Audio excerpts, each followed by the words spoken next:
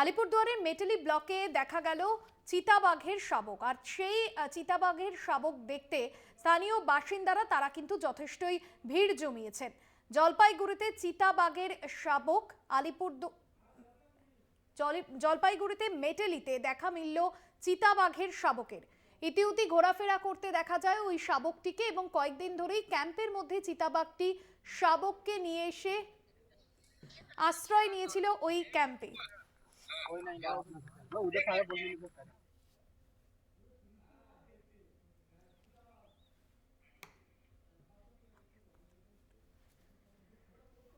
কৌস্তব ভৌমিক রয়েছেন আমাদের সঙ্গে ফোন লাইনে। কৌস্তব, কি জানা যাচ্ছে?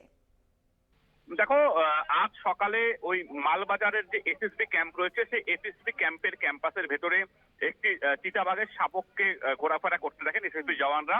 স্বাভাবিকভাবে ওই চিতাবাঘের শাবক দেখার পরে কিন্তু তাদের মধ্যে আতঙ্ক ছড়ায়, কেননা চিতাবাঘের শাবক যেখানে থাকে আশেপাশে কিন্তু মা চিতাবাঘ থাকার সম্ভাবনা থাকে। আর এই কারণে কিন্তু তৎক্ষণাৎ খবর দেওয়া হয় খুনিয়া স্কোয়াডে, বন দপ্তরের। এবং বন দপ্তরের খুনিয়া স্কোয়াডের যারা কর্মী রয়েছেন তারা ওই এলাকায় এসেছেন এবং সেই চিতাবাঘের শাবকটিকে কিন্তু তারা স্পর্শ না করে ওখানে রেখে দিয়েছেন।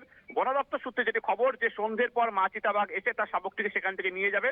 যদি সেখান থেকে শাবককে সরিয়ে দেওয়া হয় তবে কিন্তু পরবর্তীতে সমস্যা হতে পারে। আর এই কারণে বন দপ্তরের তরফ থেকে এই মুহূর্তে সেই চিতাবাঘের শাবকের উপর নজর রাখা হচ্ছে এবং সাধারণ মানুষ থেকে শুরু করে এসএসবি জওয়ানরা যাতে কেউ ওই শাবকের কাছাকাছি যেতে না পারে সেদিকে কিন্তু নজর দেওয়া হচ্ছে।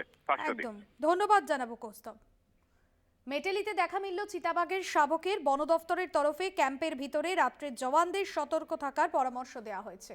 মেটেলিতে দেখা মিলল চিতাবাঘের শাবকের এক্সক্লুসিভ সেই ছবি আপনাদের সামনে তুলে ধরছি। জলপাইগুড়িতে ক্যাম্পে দেখা মিলল সেই শাবকের, এবং ক্যাম্পের ভিতরে রাত্রে জওয়ানদের সতর্ক থাকার নির্দেশ দিয়েছেন বন দফতর কর্তৃপক্ষ। সাত সকালেই চিতাবাঘের শাবকের দেখা মিলেছে এবং তার জেরে চাঞ্চল্য ছড়িয়েছে মেটেলি ব্লকের মালবাজার 46 ব্যাটালিয়ন বি ক্যাম্পের ঘটনা।